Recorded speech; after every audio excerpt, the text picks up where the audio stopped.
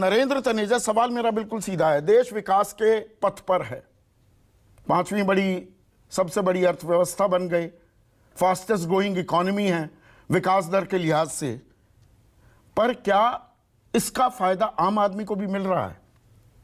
क्या इस सवाल के भीतर भी घुसने की जरूरत है? नहीं, देखिए, अब जब भी अर्थव्यवस्था का विस्तार होता है तो सभी को उसको देश में फायदा मिलता है और आम आदमी को तो ज्यादा मिलता है। जो सरकार की तमाम स्कीमें चल रही हैं, आज भी चल रही हैं, जिसके तहत गांव-गांव बिजली पहुंची या सिलेंडर पहुंचा या बैंक की अन्य सुविधाएं पहुंची है, वो कहां से आ रहा है? क्योंकि अर्थव्यवस्था आज हमारी जो है वो इस स्थिति में है कि ये जो देश है वो सब कर सकता है, सक्षम है करने के लिए।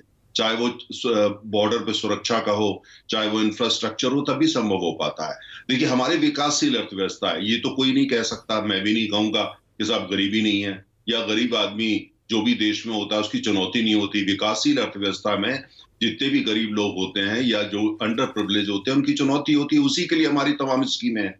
अगर हम एक स्कीम लेके आते हैं जिसमें कि जैसे कोविड पीरियड आया तो भाई सबके पास जितना संभव हो उसके पास खाना पहुंचाया जाए, कोई हमने एहसान नहीं किया, वो उन्हीं का पैसा था, पर हमने स्कीम चलाई और ये देखा कि उनको उससे फायदा मिले, वो हुआ।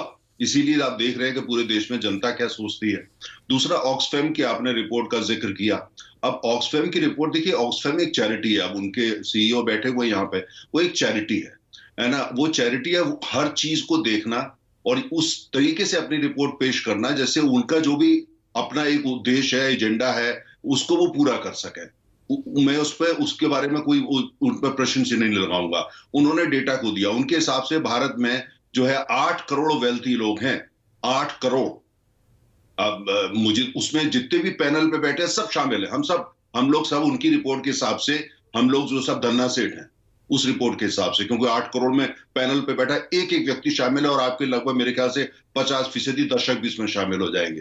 प्रश्न ये होता है कि जब अर्थव्यवस्था का विस्तार हो रहा है तो अब दूसरी बात यह है, तो ये सब होगा। दूसरी बात यह है कि जब अर्थव्यवस्था का विस्तार होगा 1991 से पहले और 1991 के बाद भारत में हमने अर्थव्यवस्था का जो है आपने देखा लिबरलाइज किया, तमाम कंपनियां आई, कंपनियां आने और कंपनियां आ रही हैं, तमाम जो है आप देख रहे हैं इस समय की जो नई कंपनी आ रही है, तमाम युवा लोग कंपनियां लेके आ रहे हैं, टेक्नोलॉजी में लेके आ रहे हैं, मेडिकल फील्ड में लेके आ रहे हैं। जाहिर है इनका जो है विस्तार होगा। जब विस्तार होगा तो जब मार्केट के हिसाब से आप देखते हैं कि स्टॉक मार्केट में उसकी वैल्यू क्या है शेयर की, उसके हिसाब से अमेरिका में एक पत्रिका है फोर्ब्स, वो उनका काम ही यही है, वो डेटा क्रंचिंग करते हैं और कहते हैं ये बिलियनियर हो गया, ये बिलियनियर होगा, ये हो गया। हमारे पैनल पे जितने लोग बैठे हैं आप फोर्ब्स पे को बोल दीजिए, उसमें हम लोगों को भी काफी धनाढ़ बता देगा, जितना हम सोचते हैं उससे ज्यादा बताएगा।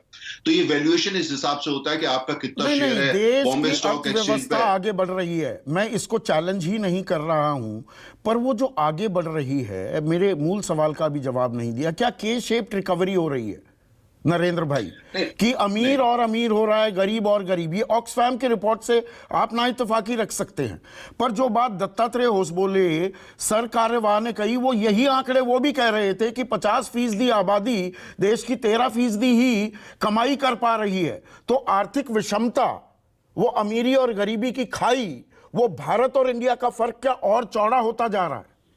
नहीं, देखिए, ये बात कहना है कि हमारे देश के अंदर जो इस तरह का गैप है जिसका जिक्र आपने किया, उसको तो मना नहीं किया जा सकता, वो तो है और हमने नहीं बनाया।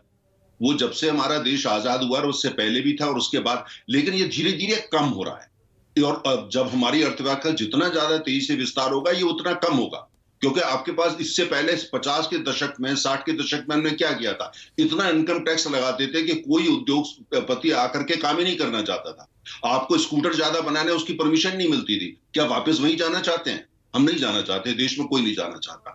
ठीक है, अभी जो व्यवस्था है उसके अंदर और ये पक्का करने की जरूरत है कि जितना भी देश की अर्थव्यवस्था का लाभ होता है, विस्तार होता है, हर आदमी को और ज्यादा उसका फायदा। इससे बिल्कुल मैं नकारूंगा नहीं कि अभी और काम करने की जरूरत है, नहीं, पर लोग गरीबी रेखा से ऊपर आए, कांग्रेस इस बात का श्रेय लेती थी। आपने भी शुरुआती 2014 से 2017 तक की मैं खास बात करूं, वो गरीबी रेखा से ऊपर आने वालों की तादाद हमेशा बढ़ती दिखाई दे रही थी, पर अब आंकड़े ये हैं, बहुत से आंकड़े, कांग्रेस आरोप लगाती है, दत्तात्रेय ओसबोले भी कह रहे हैं कि 20 करोड़ लोग गरीबी रेखा से नीचे हैं, 23 करोड़ लोग ऐसे 375 रुपए प्रतिदिन नहीं कमा पाते, वो भी गरीबी का पैमाना है। तो ये बहुत ही गंभीर 43 करोड़ का आंकड़ा हो जाता है। नहीं, इसमें आप एक चीज बोलिए, जब भी हम आंकड़े की बात, देखिए आंकड़ों को खेल ऐसा होता है कि उसमें अगर कोई जीतना, किसी को ये कहे मैं नहीं जीतने दूंगा, नहीं जीतने दिया जा सकता। आप एक चीज उसमें फैक्टर इन नहीं कर रहे हैं कि आबादी साथ में कितनी बड़ी है, उसको भी तो लगाइए ना, कि साथ साथ हर साल हमारे देश में एक ऑस्ट्रेलिया पैदा होता है, हर साल। अगर हम मान लिया 8 साल से सत्ता में है तो लगभग 18 करोड़ हो गए, ये तो एक मोटा मोटा, इससे ज्यादा है।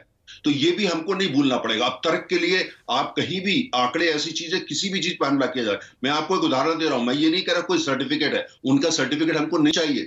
पाकिस्तान का अखबार है, परसों का, आपने भी पढ़ा होगा, पूरा हिंदुस्तान, पूरी दुनिया पढ़ रही है, कितनी तारीफ करी है उन्होंने भारतीय अर्थव्यवस्था की एक्सप्रेस ट्रिब्यून के अंदर। मेरा सिर्फ ये कहना है कि देखिए, जहां तक बात है कि भाई हमारे देश में गरीबी की चुनौती बरकरार है, इसको कोई नकार नहीं सकता।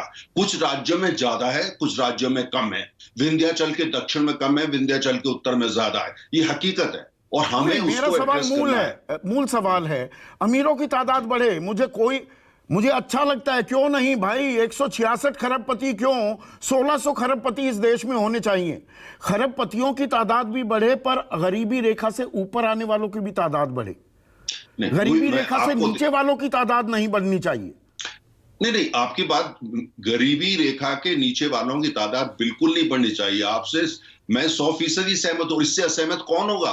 सरकार तो इसी के लिए काम कर रही है कि भाई कैसे इसको पाटा जाए, कैसे कम करा जाए। लेकिन साथ में जब भी अर्थव्यवस्था का विस्तार होगा, जो इकोनॉमिक मॉडल हम फॉलो करते हैं, जो 50-60 का दशक मॉडल हमने सन 91 में पूरी तरह छोड़ा, और उसके साथ में ये भी भूलना पड़ेगा, आज भी अगर आप वेल्थ के उसमें अलग आपसे बहस करने को तैयार हूं, हमारे यहाँ अभी भी भारत की टॉप 10 कंपनियां उठाते हैं, उनमें आधी से ज्यादा तो सरकारी है, मतलब जनता की है, उसी जनता की जिसकी हम बात कर रहे हैं।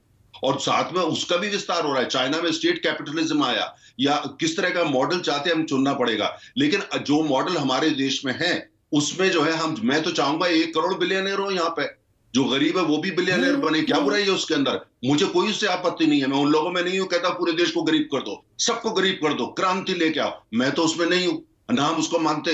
अब जब ये होगा, अब आपने एक चीज भूलना, संदीप जी आप अर्थशास्त्री खुद हैं, एक चीज पर गौर करिएगा, 1991 से लेकर के और आज, या आप पिछले 10 सालों में देखिए, वो तमाम लोग, जो नए लोग आकर के बिलियनियर बने हैं फोर्ब्स की लिस्ट के हिसाब से, हालांकि मैं उनका क्राइटेरिया को नहीं मानता, मैं खारिज करता हूं, चलिए मान लिया, क्योंकि आप उसको कह रहे हैं, ऑक्सफैम उसकी चर्चा कर रहा है, अगर उसको मान भी लेते हैं, आप देखिए कितने नए लोग आए हैं। आप देखिए देश के अंदर आज इस बात का वातावरण है कि लोग जो